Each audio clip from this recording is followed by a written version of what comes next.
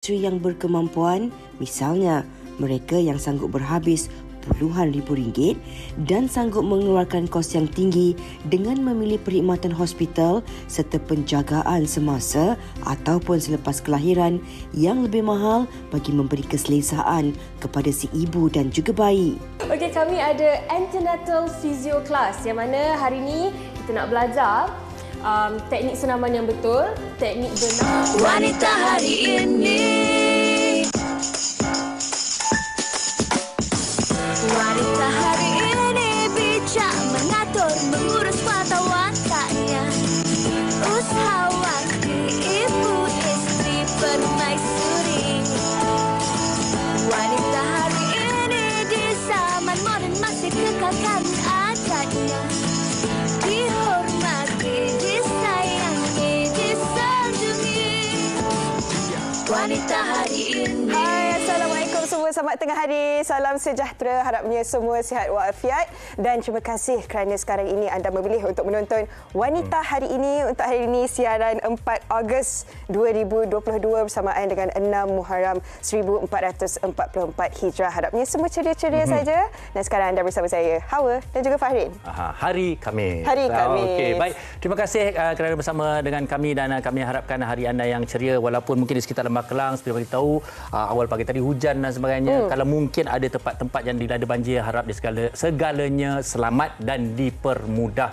Baik, ada banyak perkara yang kita nak kongsikan kepada anda pada hari ini, tetapi apa yang paling menarik, mungkin ramai di antara kita yang tidak tahu mengenai minggu pertama bulan Ogos ini, awak. Tahukah anda ini merupakan minggu penyesuaian susu ibu sedunia yang disambut pada 1 hingga 7 Ogos. Jadi inilah kita nak bagi kesedaran untuk para ibu ataupun bakal ibu kerana kita tahu banyak kebaikan susu ibu kepada anak-anak. Ini sedunia World Breastfeeding Week, melangkah ke hadapan didik dan sokong penyusuan susu ibu. Sambil-sambil itu juga saya, walaupun anak saya sekarang dah berusia menjangkau 6 tahun, besar tapi saya dah, tak dapat nak melupakan ucapan tahniah saya kepada isteri kerana isteri saya menyusukan anak selama cukup 2 tahun terlebih.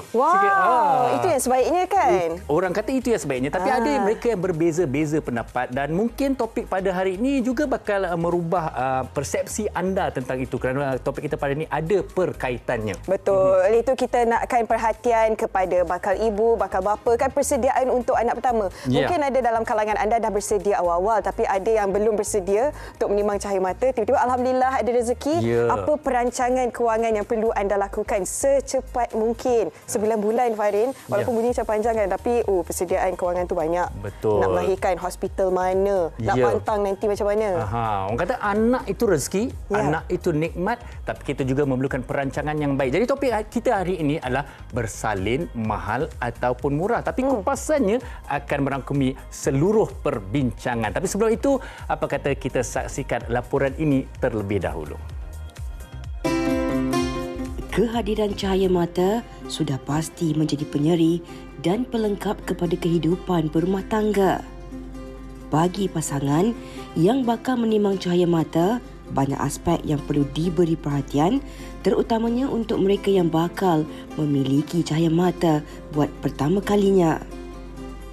Rata-rata pasangan suami isteri yang berkemampuan, misalnya mereka yang sanggup berhabis puluhan ribu ringgit dan sanggup mengeluarkan kos yang tinggi dengan memilih perkhidmatan hospital serta penjagaan semasa ataupun selepas kelahiran yang lebih mahal bagi memberi keselesaan kepada si ibu dan juga bayi.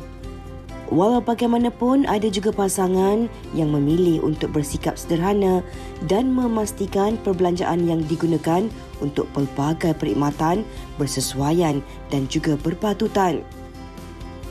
Justru dapat kita lihat selain perancangan dari sudut kewangan, bakal ibu terutamanya perlu membuat persediaan rapi dari segi mental dan fizikal selain memastikan aspek kesihatan turut diberi perhatian agar proses kelahiran berjalan dengan lebih lancar.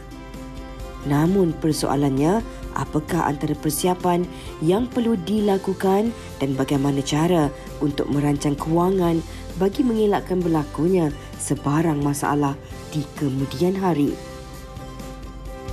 Serba ringkas Ringkas sedikit laporan untuk membuka topik kita pada hari ini, dan seperti mana kita kata topik kita dengarnya agak ringkas, bersalin mahal ataupun murah. Okey, pasti itu ada jawapannya, tetapi apa yang kami nak bawakan perhatian anda, bagaimanakah perancangan sebaiknya, kerana kita mahukan yang terbaik untuk bukan sahaja isteri, anak tetapi juga keluarga, bukan jangka masa pendek tetapi juga jangka masa panjang. Ya, betul. Objektif kita untuk perancangan kewangan ini supaya mudahlah urusan apabila bersalin nanti dan sepanjang membesarkan seorang anak itu. Jadi kepada anda yang ada pengalaman ingin kongsikan bersama kami, terus ke Facebook WHI TV3, ataupun apa-apa soalan yang ingin diajukan kepada tetamu-tetamu ataupun Fahrin ke nak kongsikan pengalaman, boleh komen di situ, dan jangan lupa untuk ikuti kami di Instagram WHI TV3. Jadi pastikan anda terus bersama dengan kami. Jangan ke mana-mana, kita berehat seketika. Wanita hari ini.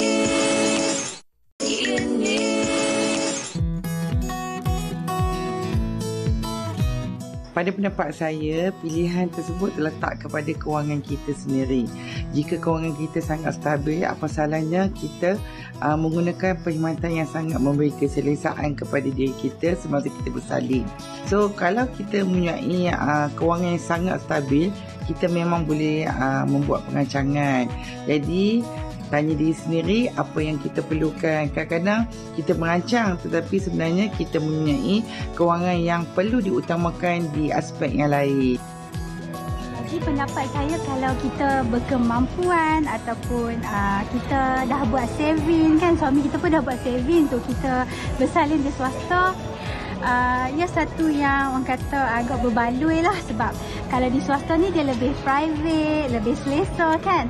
Tapi ada juga kes-kes yang di mana pasien tu mampu untuk bersalin di swasta, tetapi kerana kandungan dia, mungkin masa dia hamil tu dia berisiko tinggi, seperti ada darah tinggi, ada penyakit jantung yang mengharuskan dia untuk bersalin di kerajaan.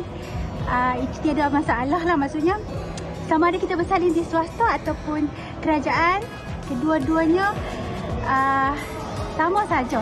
Yang penting masa kita melahirkan tu, kita dan juga bayi kita selamat dan juga sihat. Okey, by the way, doakan saya juga dipermudahkan urusan bersalin hujung tahun ni ya. Itu dia. Amin ya rabbal alamin.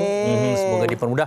Okey, dan itu pendapat ringkas daripada penonton kita di luar sana, dan hari ini kita nak berbincang dengan lebih lanjut bersama dengan tetamu kita di studio hari ini. Ya, dan cukup beruntung kita kerana di WHI hari ini kita bersama dengan pengacara Diana Rusdi. Apa khabar? Alhamdulillah sihat. Alhamdulillah. Terima kasih bersama kita pada hari ini. Ibu kepada 3 orang anak. Ya, itu yang banyak kita nak belajar daripada Diana pada hari ini. Dan kita pun nak belajar daripada Tuan Syamsuddin Kadir, pastinya perunding kewangan yang tak asing lagi dengan kita. Banyak yang perlu dipelajari untuk bakal ibu, bakal bapa, persediaan untuk menimang cahaya mata. Terima kasih Tuan. Berapa orang anak Tuan Syamsuddin? Saya 7. 7. Inilah orang yang sebenar-benarnya kita perlu tahu bagaimana nak merancang segala-galanya. Okey, tetapi untuk membuka topik kita, bersalin mahal atau murah, mungkin sebaiknya kita buka dulu dengan pendapat ataupun apa yang Tuan Syamsuddin perhatikan secara purata, kos bersalin di Malaysia ini dari berapa ke berapa? Okey, kalau swasta kalau paling murah lah. Normal 4,000. 4,000, kalau 4,000 dia akan naiklah, tengok bilik pula, nak 2 orang, nak 4 orang. Itu tak campur ubat-ubat lagi. Ya? Dan kalau yang operate normally 6,000 ke atas. Ada yang 12,000 pun. Sebelah 12,000, 10 tu biasa. Dan tengok juga bersalin hari apa. Ya, sebab kalau hari Ahad, contohnya pakai bios, dia akan cah double dan sebagainya. Macam hotel bang. Kalau berada hari festival, lagilah triple. Setengah benda. Ada setengah benda tak adalah naik triple, ada benda kena. Betul. Mungkin ramai yang tak tahu. Belik biji mata dengan kos ni. Tetapi apa yang kami nak bawakan tumpuan dengan para penonton bersama kita pada hari ini sebenarnya bukan semata-mata tentang kos bersalin sahaja, tetapi perancangan yang kita cuba kongsikan daripada awal tadi, sebaik-baik sebelum merancang untuk mendapat anak sekalipun. Persediaan emosi, fizikal, kewangan juga sangat penting, dan ini yang kami nak bincangkan. Betul. Bila kata kewangan ataupun duit memanglah bukan segala-galanya, tapi kalau semua itu ada, cukup bila nak bersalin, nak membesarkan anak, mesti tenang. Berbanding kalau kita berfikir-fikir mana nak cari duit dan sebagainya kan, saat-saat yang waktu yang sangat singkat. Pengalaman Diana sendiri sekarang dah ada 3 orang anak. Pengalaman dari anak pertama bagaimana? Okey, pengalaman daripada anak pertama, masa tu anak anak pertama, kadang-kadang cucu yang dah lama tak ada. So kadang-kadang mak ayah kita dapat tolong masa tu. Macam dia orang cakap, okey, yang part ni biar mama tolong, part ni papa tolong. So masa tu bila first anak dia masa tu masih muda lagi kan. Jadi yang itu in terms of finances terjaga sedikit. Tapi dia yang after second, third dan maybe yang selebihnya tu, itulah yang sebenarnya 100% terhadap atas kita. Yang mana kalau macam tadilah dah cakap dengan Farin tadi kan, mungkin daripada awal kalau dapat tahu tu daripada awal-awal tu dah saving dah. Macam kalau boleh saving sebanyak mungkin lah kan. Tapi as long as sikit-sikit pun tak apa. And then barang-barang baby pun sebab bukannya murah, bukan saja kos bersalin, kos barang-barang baby pun sangat mahal. Jadi kita boleh beli sikit-sikit. Macam itulah, that's how Diana plankan all my babies macam tu. Dan kalau katakan second, third, kita guna balik lah daripada apa yang anak pertama sampai yang ketiga ataupun yang keberapa lah kan. So, biasanya sebelum nak bersalin tu kan, apa yang rasa paling mencabar, yang paling mahal, yang perlukan paling banyak bajet kita? Kos bersalin. Kos bersalin paling besar. Sebab macam topik kita nak bersalin dekat mana? Persoalan dia. If you nak pergi ke private yang macam mana? Sebab private pun ada macam-macam cost range dia. Ada yang from 4,000, ada yang hospital besar sikit from starting 6,000 dan sebagainya. Jadi dan kat mana juga. Dan kat mana tu pun memainkan peranan yang besar sebab you kena tahu lokasi dan doktor you. Kalau doktor tu adalah doktor yang memang famous, yang memang experience, lain pula harga dia. Lokasi pun lain juga harga dia. So I pernah terpilih salah lokasi. Diana pilih lokasi dekat Diana nak bersalin masa tu, the second one dekat Bangsa. Diana cakap tersalah pilih lokasi sebab Diana terberanak dekat rumah sebab tak sampai nak pergi ke hospital. Jauh ke? Well, daripada rumah ke Bangsa sebenarnya tak adalah jauh sangat, 20 ke 30 minit, tapi tak sempat masa tu. So itu yang cakap bila yang ketiga ni, terpaksa cari dekat lah. Terpaksa cari yang dekat. Okey, baik. Tuan Samsudin, kita nak tanya juga. Okey, macam kita kata, apakah yang perlu pasangan tu? Senang cerita, dah berkahwin mesti ada menginginkan cahaya mata. Tapi ada kala pasangan ni juga sebenarnya dia terlupa benda tu. Dia kata macam, dah ada baru nak rancang. Sebaik-baiknya macam mana kita nak merancang? Okey, dia sebenarnya kalau macam lelaki, for sure lah sebelum kahwin tu dia kena fikir dah. Nak ada anak berapa orang dan sebagainya. Okey, dia sebenarnya dua-dua kena berbincang. Macam contoh nak bersalin di mana. Bagi saya, macam suami tengok atas isteri. Saya lebih suka tanya dia. Sebab dia nak menanggungnya. Nak menanggung. Kalau dia nak bersalin, tapi ada juga saya tengok parent, dia buat win-win situation. Mana suami dia tanya isteri. Okey, dia nak bersalin mana? Kalau swasta, okey, no problem. Kalau bersalin kerajaan, ni saya bagi rantai. Lahir tu memang dia pergi hospital, dia bagi rantai. Rantai leher, bukan rantai tangan. Leher tahulah berapa ribu, right? Lebih kurang almost suami dia kira harga kos hospital. Bukan mana nak kerekut apa, dia tanya isteri dia. Maksud beri pilihan kepada isteri. Beri pilihan. Jadi kita pun kalau nak berkahwin ni sebenarnya dah berkahwin mula-mula belum ada anak, better tanya teruslah. Sebab bila isteri kata saya nak private saja. Tak kira lah yang terdekat ke yang jauh. Tapi dah belajar ni kita kena cari yang dekat, tidak nanti bazir je. Biar salin kat rumah. So tanya terus isteri. Jadi bila tanya baru kita start merancang. Dan kena tahu keluarga isteri tu, ni ada kes. Keluarga isteri dia lepas bersalin kan dia panggil yang mengurut tu berpantang. Biasa berapa hari? 40 kalau katakan kita kena bantang 44 hari, tapi tadi panggil urut 14 hari minimum ada yang 7 ada 14. Ada 7 14. Ada keluarga 40. Mak mentua paksa tak boleh, keturunan saya 40 hari. Cukup 44 hari. Cuba kiralah berapa kos hari kalau mengurut bukan harga murah. Betul. So benda ni kena take into consideration. Tanya terus isteri awak, sebelah awak macam mana kalau mengurut? Sebab biasa kan kalau mengurut kan isteri akan duduk di sebelah keluarga, ialah mana keluarga isteri lah. Bukan keluarga kita. Jadi tengok keluarga dia tu macam mana dia punya ialah adat yang dia amalkan. Itu pun salah satu. Okey, bermakna kos bersalin, kos berpantang mesti ada, kebiasaannya memang akan ada. Dah ambil kira dulu dan rancang daripada awal-awal. Dan kalau paling bagus cuba tanya orang yang dah ada anak 2 3. Kan tanya pertama memang semua menyesal lah. Kadang-kadang beli lebih-lebih. Tak kisah bayar je. Sebab mungkin kita kan tak ada komitmen sangat lagi. Kita sanggup spend. Lepas tu membazir. Dan baju anak ni kita kena tahu dia membesar berapa lama. Ya, betul.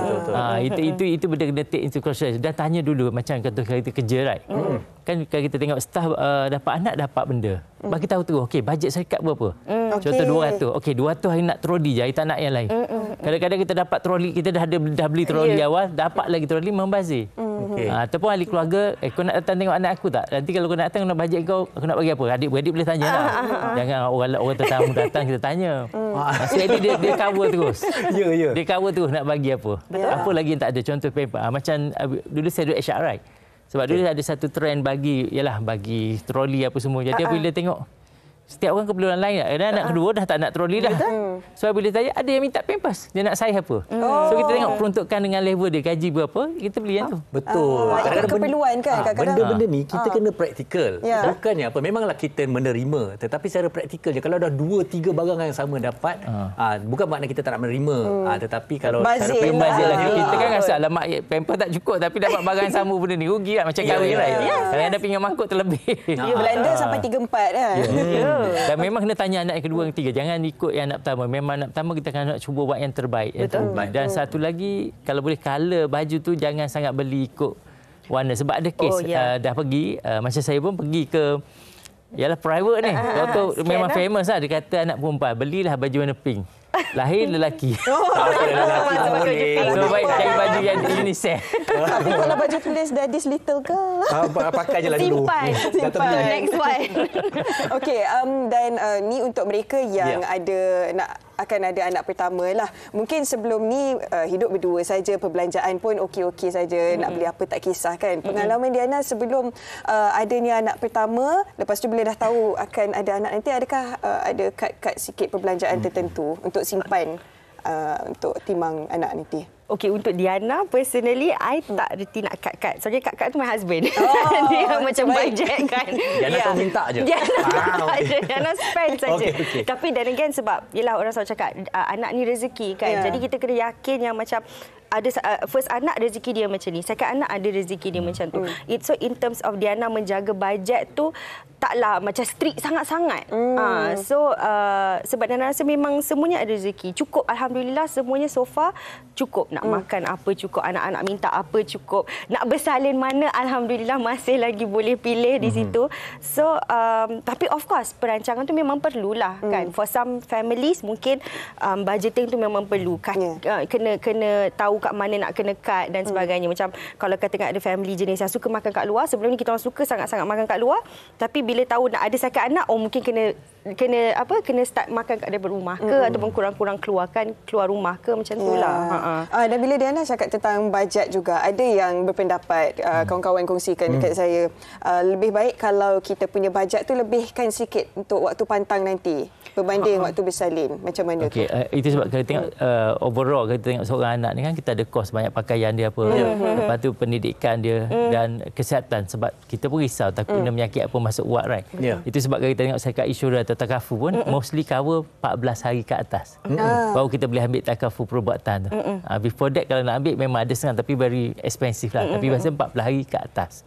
So jadi kita buat senarai semua tu yang saya kata kena tanya orang yang dah ada anak. Kalau boleh ada anak 2-3, macam mana kos? Dia akan sebutlah yang dia dah silap yang anak pertama tu. Jadi kita kalau bagusnya bila kita tanya orang anak yang kedua dan sebagainya, kita akan jadi lebih kurang kos kita.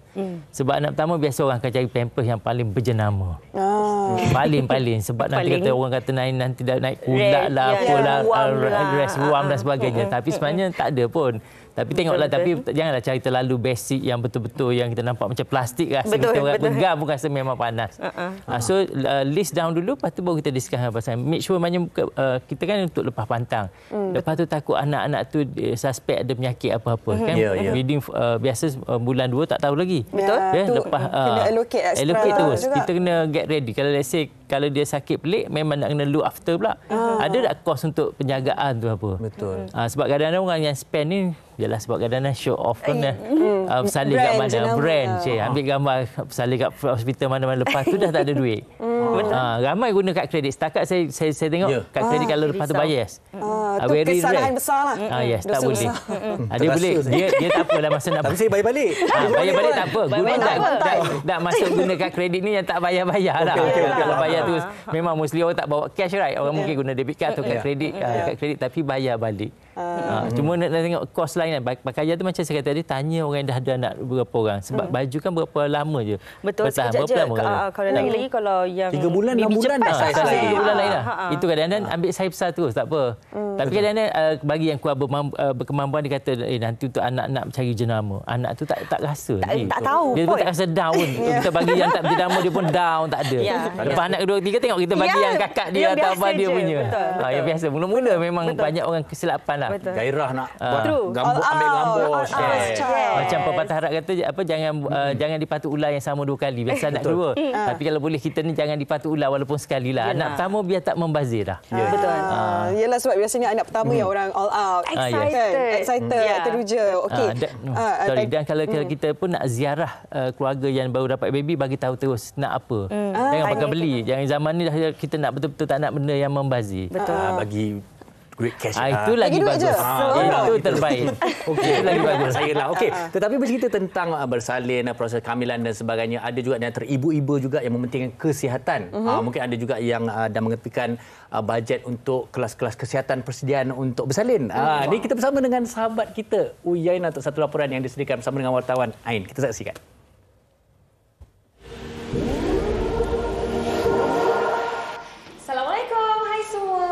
Okey, hari ini Uyainah dengan mamis yang lain. Say hi, Mami.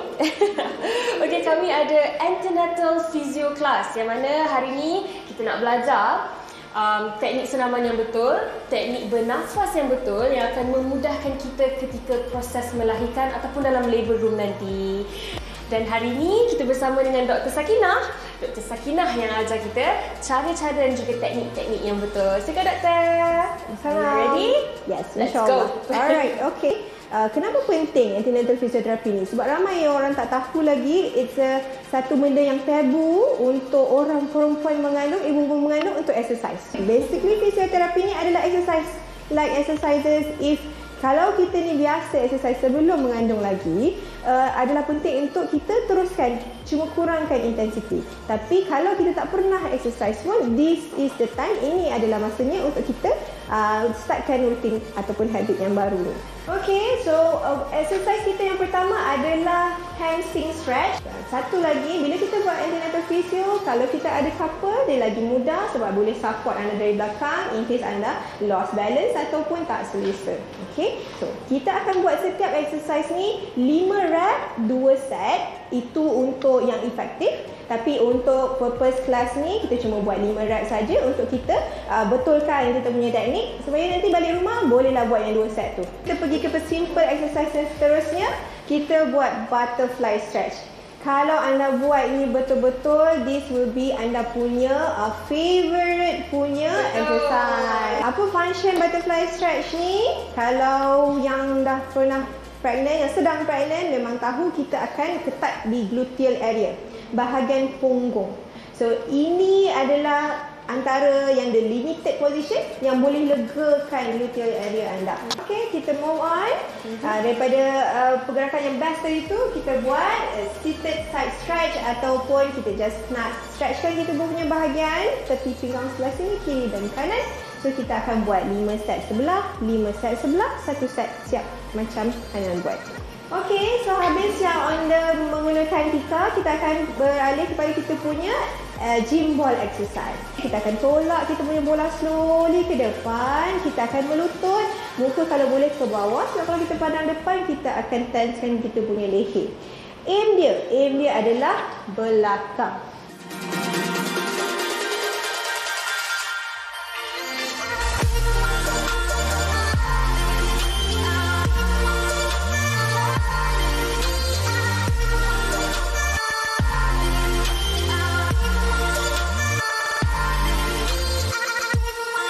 Mami, semua okey?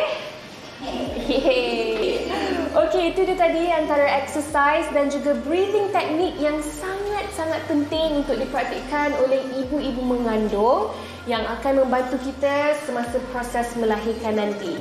Okey, semoga dipermudahkan urusan kita untuk melahirkan nanti, and all the best Mami semua. We can do this.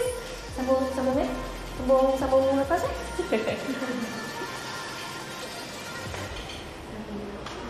Amboi. Oh, Yana. Excited dia, teruja. InsyaAllah. Ini dah bulan So, 8, Yana kata dia dulu bulan 9. Okey, semoga sekalian berjalan lancar untuk Yana. Amin. Okey, tetapi berbicara juga mengenai kelas tadi, itu antara bagi pasangan-pasangan juga diletakkan dalam bajet dan sebagainya. Kalau ikut betul-betul, mungkin berbeza pendapat. Kalau Diana sendiri rasa macam perlu atau tak perlu, mungkin pernah ambil tahu kosnya. Okey, kalau yang kelas-kelas macam yang tadi kita tengok yang ambil tu, kadang-kadang some hospital, private hospital memang menawarkan secara percuma. Package lah. Package. Ataupun ada yang, kalau yang private yang dekat luar, yang bukan dalam hospital, dia ada mengenakan cas-cas. Yeah. Diana sendiri pernah bertanya, ada satu kelas yang kononnya sangat famous untuk teknik breathing, supaya jangan kurangkan rasa sakit, kurangkan rasa apa-apalah nanti. Nak mudah bersalin. Yes, nak mudah bersalin. Tetapi kos untuk kelas tu sahaja 1,000 lebih. Jadi itu sebenarnya kalau katakan, yalah kalau kita mampu, of course kita pun nak juga kan. Tapi bila Diana dengar 1,000 tu, dia macam daripada 1,000 tu bayar ke kelas tu, baiklah kita pergi guna kos tu untuk benda lain. Sebab sekarang ni zaman-zaman IT, semua benda tu sebenarnya dah ada dekat dalam internet pun. So you can boleh cari sendiri. Itu sebenarnya saya setuju. Bolehlah sebenarnya ada effort sendiri untuk kita try dan belajar melalui kelas-kelas yang free. Ada alternatif lain. Sebenarnya bagi mereka yang mungkin ada rasa kekangan kewangan, mungkin boleh mencari pilihan di mana mereka boleh belajar sendiri.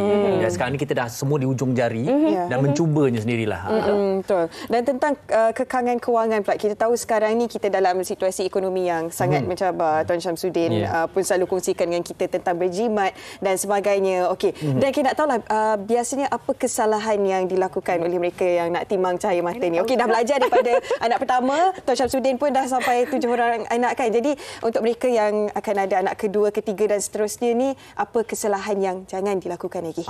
Dan benda yang penting selalu orang terlupa. Mungkin macam insurans anak ke apa ke kan.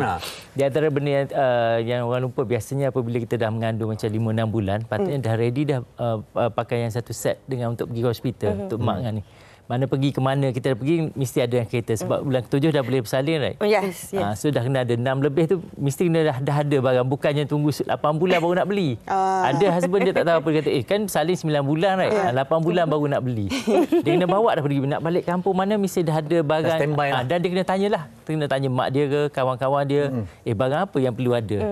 Sebab dia tak pernah kan. Dia kena beg tu memang kena bawa sentiasa, kecuali masuk shopping tak apalah, beg tu dalam kereta. Sebab kita bersalin ni kita boleh tengok dalam kereta pun ada dan sebagainya. Itu salah satu biasa orang lupa lah. Dan yang kedua, bila anak tu kita tengok, jangan ingat kos dia masa nak macam kahwin lah. Orang kan spend crazily on the wedding itself, but not the marriage itself, right? Marriage tu kan. Orang wedding kan, majlis perkahwinan kan 6 bulan, merancang setahun. Tapi perkahwinan itself 25 tahun nak bersama ni kurang orang tu. Jadi macam anak ni bersama. Kita duk fikir duit ni boleh, lepas ni education dia macam mana? Betul. Nak masuk universiti, sekolah. Lepas tu kesihatan kalau dia masuk ward. Boleh nak pergi ke government, tapi tengok tempat kita duduk. Ada setengah tengok jam nak pergi. Kita ada masa tak? Tengah kerja kita ni high level, tak boleh nak cuti lama. So kos pendidikan nak kena kira. Mana kos pendidikan, maksudnya kalau takaful tadi, kalau untuk medik dia. At least 2 tu lah. 2, lepas tu kita tengok nak masuk sekolah swasta ke, kan tadika apa semua. Semua tu nak kena ambil consideration baru kita boleh tahu. Anak kita ni patut masuk private yang mana satu. Betul. Rancangan dia memang lama kalau tak buat ni, sebab kalau tak buat, ada kes saya cakap kan, yang hutang bersalin anak kat private, yang anak yang pertama pun tak settle bila keluar dah lahir. 3 lahir pun tak settle lagi. Jadi double triple dia punya hutang tu. Dia memang kena take insurance dan tanya orang yang dah ada anak 2-3 orang. Jangan tanya yang baru anak seorang. Kadang dia masih buat mistake lagi. Ya. Saya suka cakap macam tu. Anak dah 7. Ini kan sebab dua orang yang saya pun kadang-kadang belajar daripada peserta saya. Dia kata, tuan tak payah ni tak payah. Dia pergi tengok jadi pun. Macam pampers. Saya tak berani sebab orang kata jangan pakai pampers yang biasa. Saya pakai je nama pasar raya je. Ya ada satu pasal yang nampak okey dah susuk. Tak ada pun jadi apa-apa. Dia sebenarnya bercakap pasal semua tu kan. Ini pengalaman saya jugalah kan. Sebenarnya tak semestinya yang mahal tu serasi. Tak semestinya yang murah juga serasi. Jadi cuba rasanya apa yang terbaik untuk anak. Tak semestinya yang mahal tu terbaik. Macam jenis susu lah. Susu jenis apa. So seorang doktor, saya tanya doktor ni, kan bila dapat anak kan selain pada tanya doktor susu apa yang terbaik, kata. Dia kata, tengoklah, sebab dia kebetulan doktor tu kenal family saya kan. Dia kata, tengok abang awak, saya makan susu apa. Okey. Susu, dia kata susu yang paling bagus untuk anak adalah susu cak gantung. Oh, Itu susu je. ibu. Susu ibu. Kalau susu gantung. Dia kata itu je yang paling terbaik lah. Cuma kita nak dapat susu lain tak ada masalah. Dia kata yang tu. Sebab masa anak saya nak cabut gigi, doktor tu marah, doktor gigi. Dia kata, kenapa susah ni? You bagi susu apa? Saya tercak gantung. Kenapa tak bagi tahu awal? Memang dia jadi lebih susah nak cabut. Itu doktor klinik. Itu doktor klinik bagi tahu. Tapi betul tak kalau dikira-kira kepada para ibu bapa yang ada bayi kan sebenarnya kan, kalau kira sebulan berapa tin kita pakai. Tapi kalau pakai susu ibu tu sedap makan, kan? Sedap makan bagi susu ke anak. So bajet apa suami tu kena bagi isteri makan sedap-sedap lah. Itu yang kita nak. Jadi Diana pun dah sebutkan tentang suami kan. Jadi kita pun nak tahu peranan suami ni sebenarnya sangat-sangat penting. Sebab Tuan Syamsuddin pun asyik cakap tentang komunikasi. Kena tanya, kena bagi tahu sepanjang untuk merancang membesarkan anak ni. Betul. Sangat betul. Diana sangat-sangat setuju. Dan alhamdulillah suami Diana sangat supportive, sangat hands on. Dan ni bukan saja nak memuji suami harap suami Diana menonton. Tapi sebenarnya memang betul. Husband Diana ni dia mungkin Diana boleh kata suami alaf baru kot sebab dia sangat hands on. Sebab suami-suami yang dulu mostly macam kalau ayah-ayah kita kan memang jenis yang strict, yang tak selalu sangat lepak kita, borak kita. Semua serang kita. Tapi yang Diana nampak sekarang suami Diana dia sangat-sangat hands on daripada baby. Kalau boleh dia yang mandikan anak sebab kita dalam pantang kita tak boleh nak tak boleh nak cangkul-cangkul kan, batak dekat bawah kan. So dia yang mandikan anak, dia yang tolong siapkan anak masa dalam pantang. So sebenarnya standby masa dalam pantang tu you train husband you. Ini tips seorang isteri. You train husband you so that diorang dah biasa hands on. Sebab kebanyakan suami yang first timer especially kan, dia akan bagi alasan, I tak berani pegang baby lah. Baby kecil sangat lah. But diorang kena. Itulah peranan seorang ayah kan. Jadi peranan sebagai seorang suami ni daripada emosi bukan saja isteri, but anak-anak tu sendiri memang penting sangat-sangat.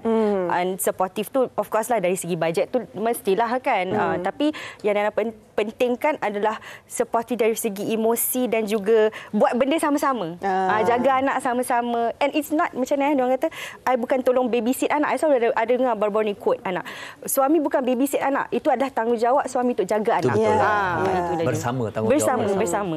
Okey, selain daripada itu juga, katalah biasa anak pertama ataupun anak-anak ni satu keterujaan. Kadang-kadang kita sampai berbelanja terlebih dan sebagainya. Kadang-kadang suami pun tak sampai hati, tak nak memenuhi permintaan isteri. Tapi kalau katalah kita ada bajet yang banyak tu saja, apa sebenarnya terbaik untuk secara mentalnya lah sama-sama ni berfikir, berbincang dan inilah yang kemampuan kita. Saya setuju sangat dengan soalan itu sebab bukan apa benda yang paling kita risau mengoyan, right? Betul kan kalau bila emosi isteri kembali bajet kita besar macam mana sikit tu yang saya kata tanya isteri. Kalau kita sikit yang nak ni rasa okey, tak payah sebut, yang sebut tak boleh.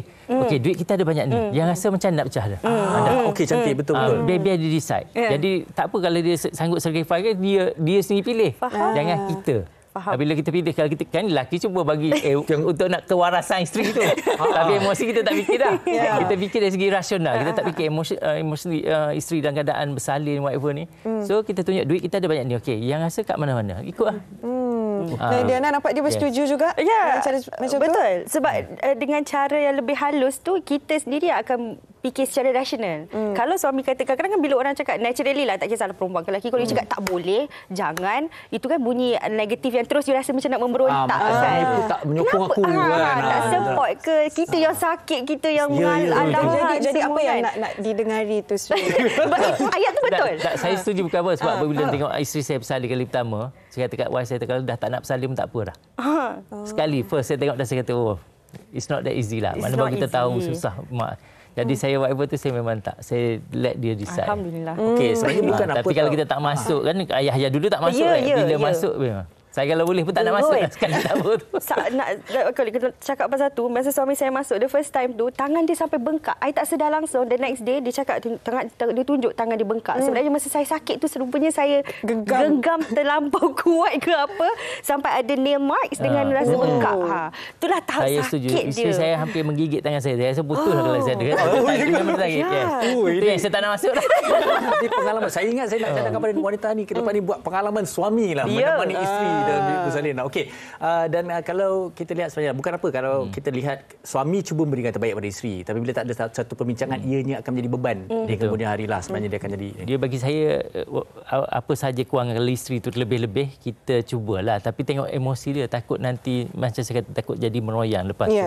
Sebab banyak kes jadi jadi walaupun kita nak berjimat, walaupun kita rasa yang tindakan isteri itu tak berapa patut, kita main tarik tali lah. Jangan terlampau push, jangan. Kalau saya teruk sangat, tapi kalau dia nak juga anak pertama, biar ikut dia. Dia tengok okey anak pertama apa. Kita tengok nanti anak kedua dia kata yang tak payah.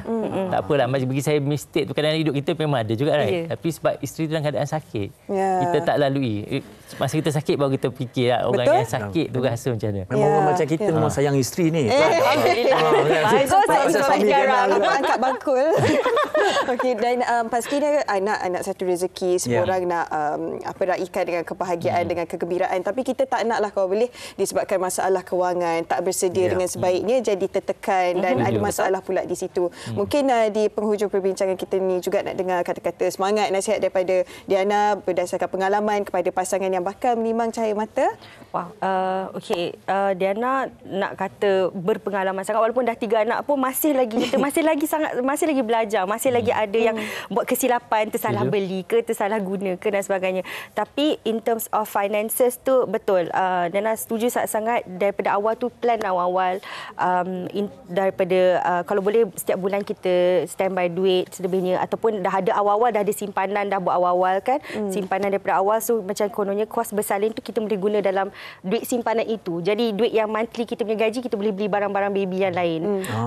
Lepas tu kalau katakan emosi isteri, memang time masa tengah mengandung tu sangat beremosi. Kadang-kadang emosi dia yang macam merepek sangat-sangat. Jadi benda ni memang kebanyakan suami tak faham. Dia rasa kita ni macam saya saja je kan. Tapi cuba memahami, bila isteri bersalin mungkin masuk baru boleh nampak perasaan isteri itu macam mana. Dan itu je lah, just support emotionally dekat isteri anda. Dengan seorang perunding kawangan yang cukup berpengalaman dengan 7 orang anak. Baik, mungkin kata-kata akhir dan rumusan yang boleh dikongsikan kepada para penonton seringkasnya. So kita rancang bilangan anak kita berapa orang yang kita nak, dan jangan boleh tengok orang lain sebagai teladan je, dan kita dengan isteri je yang buat keputusan 100%.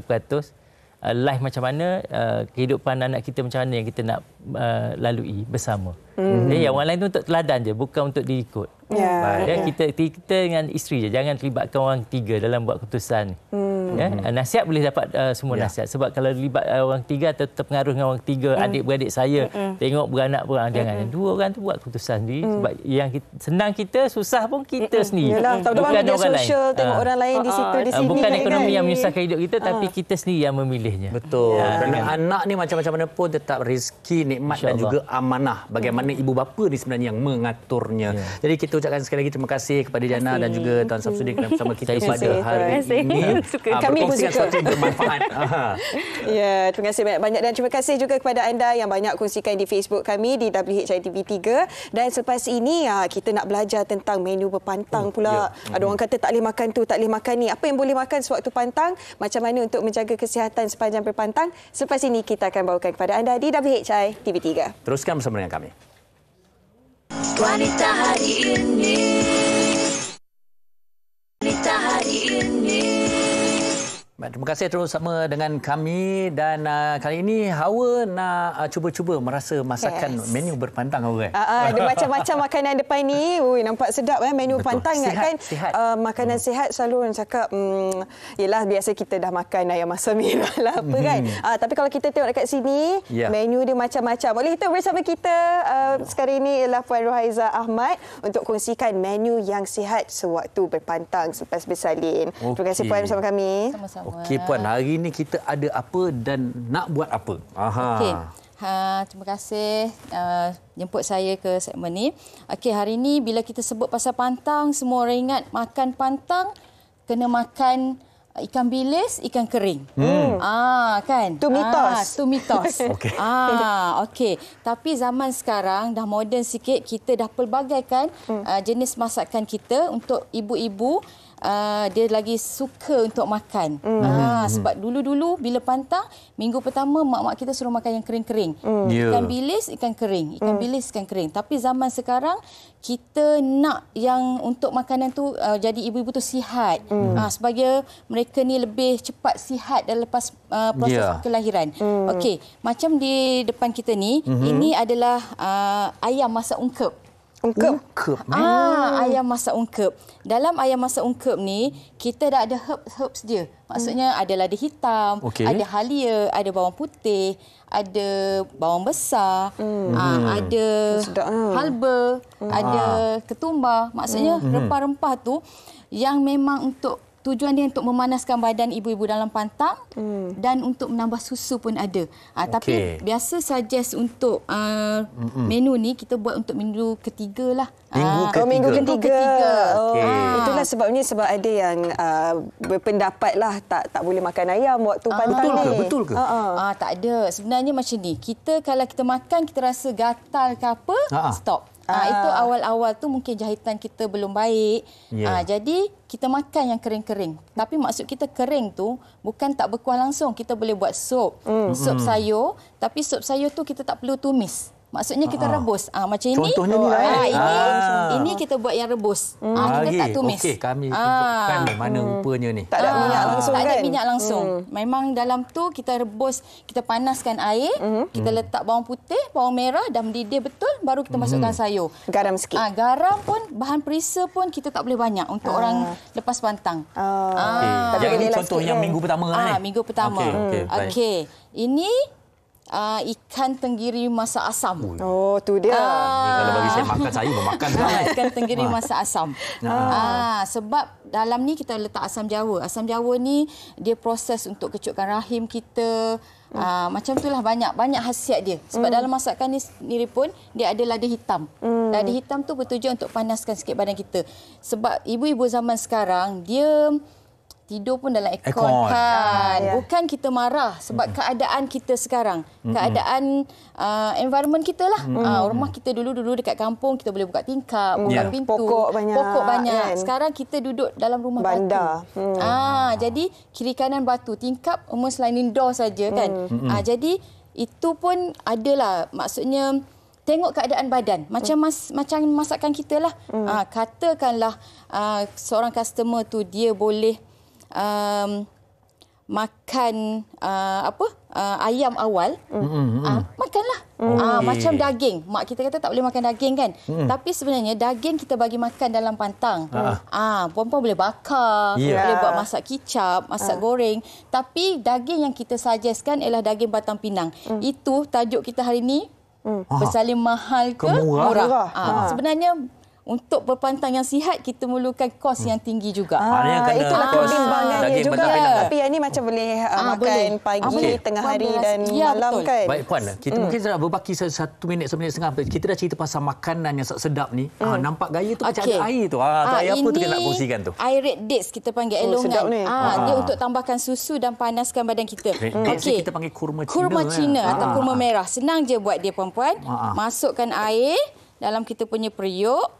Okey, agak-agak lah. Lepas tu, ini adalah goji. Goji. Bahan-bahan ni mungkin boleh cari ni. Boleh ambil. Okey, berapa? Okey. Ini longan kering. Bukan longan basah ya, longan kering. Okey, khasiatnya ni sambil-sambil kita masukkan khasiat dia untuk menambahkan susu badan kita. Lepas tu kurma ni sendiri dia sebenarnya untuk kesihatan, maksudnya tenaga untuk kita. Kan ibu-ibu dalam pantang dia malam tidur tak cukup, anak menangis nak susu apa semua tu kan. Ini adalah bagus. Maksudnya kalaulah kita tak ada red dates ni dekat rumah kita, kita boleh ambil kurma biasa kita, sama ada kita racik-racik, kita rendam saja. Okey, kita dah masak, dah mendidih.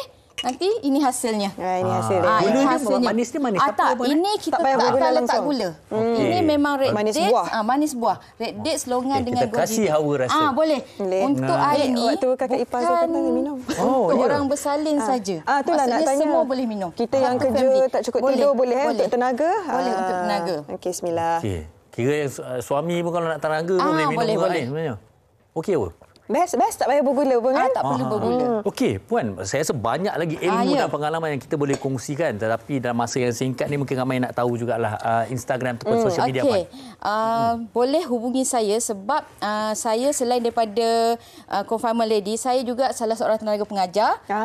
Sebab Haiza Mom Spa sendiri, dia memang mengambil terapis-terapis untuk belajar bidang urutan mengurut, dan saya juga siapa-siapa yang belum ada SKM ke DKM dalam bidang urut terapi boleh juga kontak saya. Oh, nak belajar pun boleh? Boleh. Sebab saya kerja kan. Sebab saya memang kita ada sijil untuk mengajar dan mengajar. Okey, baik. Cuma satu je lagi saya nak sedap. Di sini ada satu kudapan. Biasa bila bahan pantang kita makan biskut kering.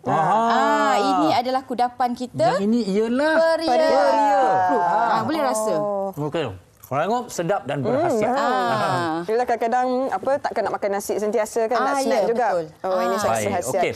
Baik, sekali lagi kita nak ucapkan terima kasih kepada Puan Rohaiza kerana bersama kita pada hari ini berkongsikan menu-menu berpantang. Terima kasih sekali lagi, Puan. Sama-sama. Dan kepada para penonton, ada banyak lagi yang kami nak kongsikan bersama dengan anda. Jadi kita berehat seketika, jangan ke mana-mana. Wanita hari ini. Hari ini.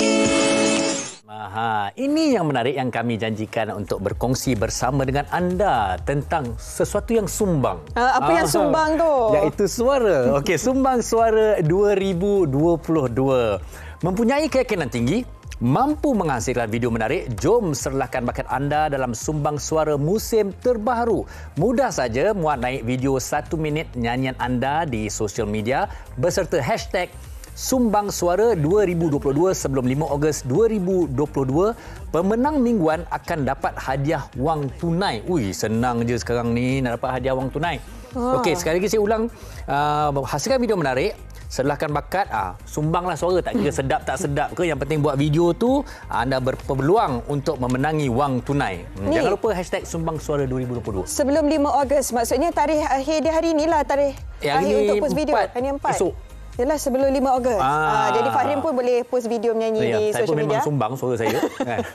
Okey, dan kita pun nak kongsikan kepada anda akan datang di slot Akasia gandingan hebat Sharifah Rose dan juga Nabil Akil dalam drama bertajuk Kupunya Hati. Mulai hari ini 4 Ogos setiap Isnin hingga Jumaat 7 malam hanya di TV3. Wow, ini gandingan dua pelakon yang sedang meningkat naik. Sama-sama kita saksikan Kupunya Hati. Ya, peminat-peminat Surat Akasia pasti seronok. Wah, hari ini ada drama baru, ada judul baru. Jadi jangan lupa saksikannya pada petang ini. Saya sebenarnya tunggu heroin nama dia Hawa Rizwana ni. Wow, bila akan ada lah kemungkinan tu? ke? Tak tahu insya-Allah. InsyaAllah. Okey, baik. Apa pun dalam gelak ketawa kami, ceria kami harapkan anda juga terus gembira. Dan segala perkongsian kami pada hari ini penuh manfaat, dan terima kasih kepada anda yang berkongsi komen-komen anda. Kami baca, sebab baca tadi banyak, tapi mohon maaf kami tak sempat kongsikan, tapi kami akan sempat tinjau-tinjau nanti insya-Allah. Ya, dan paling penting apa-apa cabaran ke, masalah ke, rasa marah ke, harapnya semua bersabar. Tapi kalau rasa susahnya nak bersabar, esok kena tengok Wanita hari ini pukul 12. Sebab masalahnya sampai bila nak sabar ni? Itulah persoalan dia. Itulah esok yang nak sembang-sembang tu. Dan esok topik kita sampai bila perlu bersabar. Hikayat perkahwinan, saya pasti ada perkaitannya dengan rumah tangga dan sebagainya. Tapi sabar itu perlu, tetapi pasti ada batasnya ataupun hadnya. Jadi esok kita akan bincangkan bersama dengan tetamu-tetamu kita. Jadi Hawa, kami tinggalkan anda semua di sini. Jaga diri, jaga kesihatan sehingga kita bertemu lagi esok. Assalamualaikum. Baik, terima kasih semua. Wanita hari ini bijak mengatur, mengurus mata wataknya. Ushawati, ibu istri permaisuri. Dia Ushawati, aliran masa kini dia penyambung warisan Sri Kandi. Dia lemah lembut, baik budi pekerti, tapi cekal hati dia tabah berani pendidik putri dalam hal jati diri. Dia permaisuri kepada si suami, kepada anaknya. Dia ratu di hati, tunggak keluarga, kalau bukan dia siapa lagi? Wanita hari ini bijak mengatur, mengurus mata wataknya. Ushawati, ibu istri permaisuri. Wanita hari ini di zaman modern masih kekalkan adatnya. Dihormati di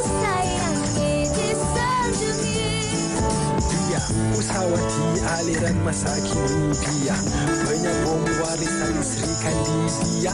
Lemah lembut baik budi pekerti, tapi cekal hati dia tambah berani pendidik.